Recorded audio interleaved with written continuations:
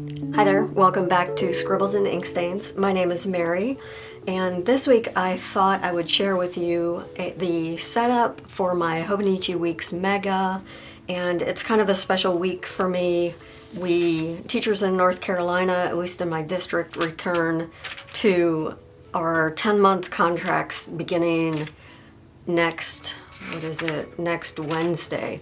So these are the waning days of summer, and I wanted to sort of focus on a bright palette, a whimsical series of illustrations, and all of that to set up this final week before the academic year begins and we return to the grind of preparing for conferences and etc., etc. The palette will be inspired by this masking tape book that I have from Hitotaki. I can't remember where I got this, but this is the vibe that I'm going for. And instead of using stickers and bulking up my Mega, since this is my daily carry, I'm going to select, instead of stickers, some bright oil pastel sticks from the set from Gallery that I recently procured.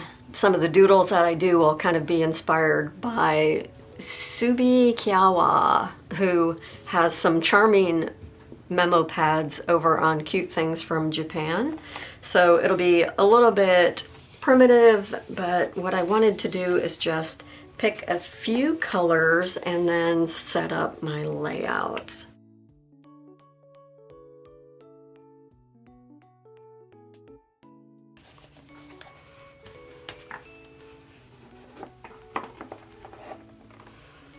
If you're interested in seeing a video of all of these colors swatched, just let me know in the comments below. This is a super affordable, very high quality kit that I purchased on Amazon. While they are oil pastels, they are suitable to use on coated paper, such as the Tomoe River paper. I can use them with confidence. I've already tested them on my cousin Avec. Let's see if I can pop to that.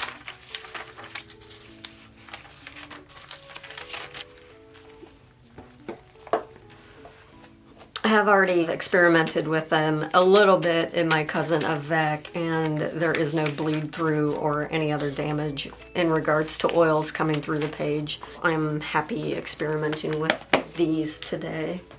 Okay, so this is going to be super bright and almost childlike, but I am okay with that.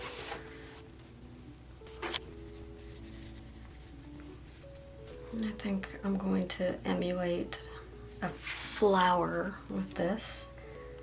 So I'm going to give myself some chunky leaves. I will come in with marker and reinforce this illustration. And then I want kind of a pinky flower on Monday. Super cute, you can absolutely see through. For my sleep tracker, my habit tracker, and my task list, I'm just going to go in and letter with my Pastel Fude Touch brush sign pen. These I recently hauled from Jet Pens. So we're going to do 5, 6, 7. These are hours of sleep. 8, 9. Will not go over 9.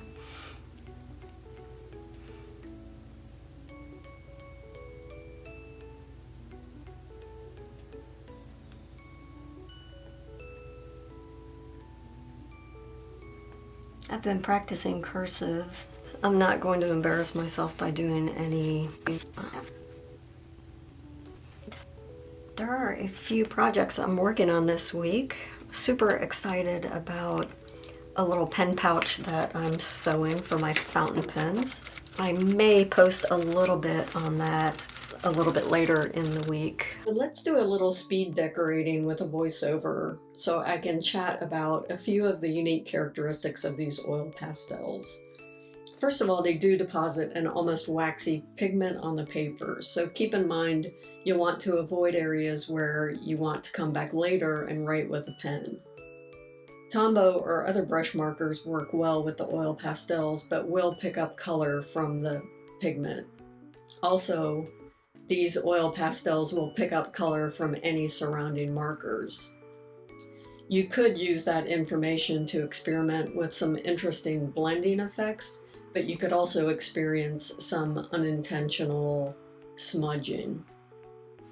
The oil pastels do have a bit of waxy fallout or crumbs, so be aware if you're wearing long sleeves and don't want to stain the fabric. Overall, it's a really pleasant medium. I enjoy the childlike vibe to the illustrations and feel like it works well with the aesthetics of the Hobonichi brand.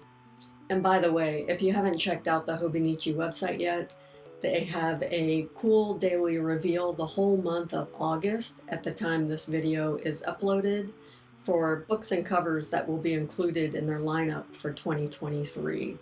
This, of course, is all leading up to Hobonichi Day, which is the day they release the 2023 planners for orders, and I can't wait.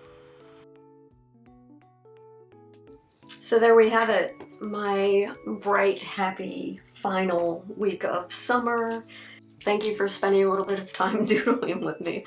I hope that you enjoyed that on some level. I thought I would just discuss the structural sections of my setup and some of the troubleshooting that I've done. Left-hand section is for scheduling. I need to do some time block scheduling for some conference prep that I will be facing pretty much as soon as we get back to school. There's a section for notes.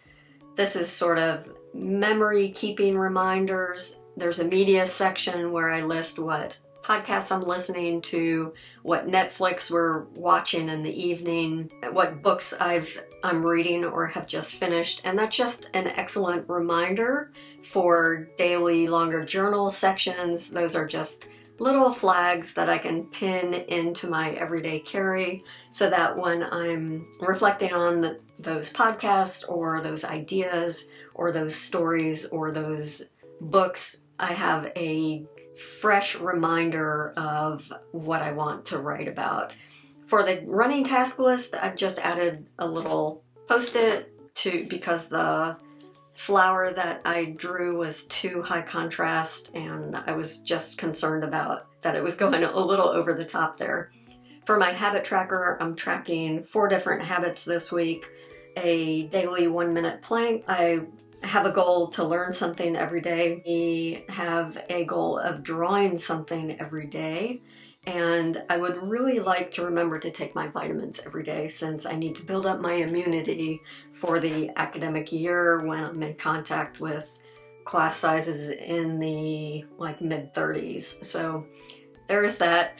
Let me know in the comments what you think, if you feel like it went too far. I'd also love to hear if you use kind of non-standard media in your journaling habits. I think there's a lot of creativity that we can bring to our journals where we're not just always bulking them up with sticker packs. Although, full confession, just placed a massive order with sterling ink for, I believe, mostly washies. So yeah, I will be guilty of that as well. Let me know what you're doing to beat. I hope you have a lovely, bright mid-August week, and let me know what you're doing in your journal. I would love to hear. Thanks again, and I'll catch you in my next video. Ciao.